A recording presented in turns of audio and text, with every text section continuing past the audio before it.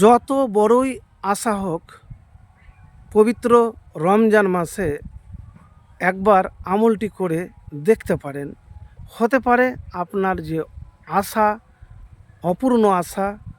অপূর্ণ বাসনা ইনশাআল্লাহ দ্রুত পূর্ণ হয়ে যাবে। তো প্রিয় ভাই, আমি আপনাদেরকে যে আমলের কথা বলবো, আপনার মনের অপূর্ণ আশা দ্রুত পূরণ হয়ে যাবে।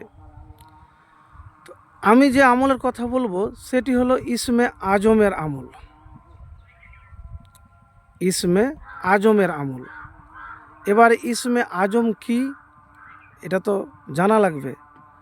ইসমে আজমের ব্যাপারে রসুল্লাহ সাল্লাল্লাহু আলাইহি সাল্লাম বলেছেন যে, আমার প্রাণ যার হাতে তার শপথ, যে ব্যক্তি ইসমে আজম ধরে আল্লাহর কাছে প্রার্থনা করে, চায়, আল্লাহ তার দোয়া কবুল করেন, আর যা চায় আল্লাহ রব্বুল আলামিন সেই জিনিসই দেন। তো এবার আসুন হাদিসে কি বলছে। হাদিস, আনাস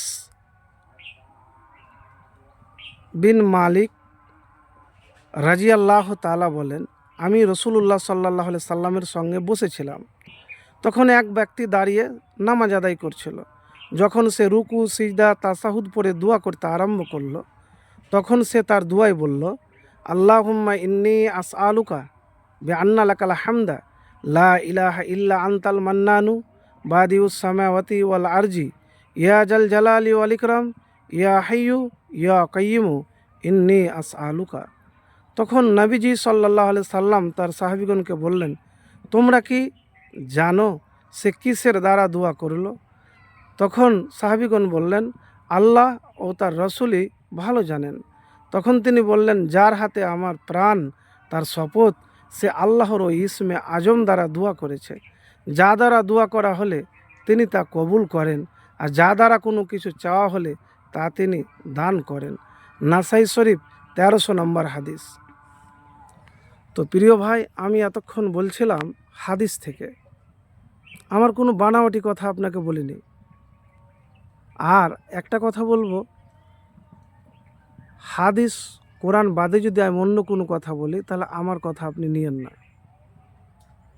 আল্লাহ রসুল সাল্লাল্লাহু আলাইহি সাল্লাম বলেছেন যখন কসম খেয়ে, যে আমার প্রাণ যার হাতে, মানে আল্লাহর হাতে, তার কসম।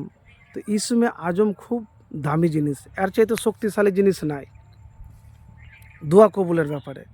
তো উজু করার পরে আপনি ইসমে আজমটি পড়বেন, পড়ে আল্লাহ রাব্বুল আলামিনের কাছে আপনি দোয়া করবেন। আবারও আপনাদেরকে আমি ইসমে আজমটি বলছি, আল্লাহুম্মা ইন্নী আসআলুকা বিআন্না লাকাল হামদা লা ইলাহা ইল্লা আনতা মান্নানু বাদিউস সামাওয়াতি ওয়াল আরজি ইয়া জাল জালালি ওয়াল ইকরাম ইয়া হাইয়্যু ইয়া কাইয়্যুমু ইন্নী আসআলুকা। তো প্রিয় ভাই, এই ইসমে আজম পড়ে আল্লাহর কাছে দোয়া করবেন। একদিন, দুদিন, 1 বছর, 2 বছর লাগাতার নিয়মিত করেই যান। হতাশ হবেন না, ভরসা হারাবেন না, আমল করে যান। আর একটি ছোট্ট আপনাকে আমলের কথা বলে দিই, দুরূদ শরীফ পাঠ করতে ভুলবেন না। বেশি বেশি করে দুরূদ শরীফ পাঠ করবেন, তাহলে আপনার দোয়া কবুল হবে।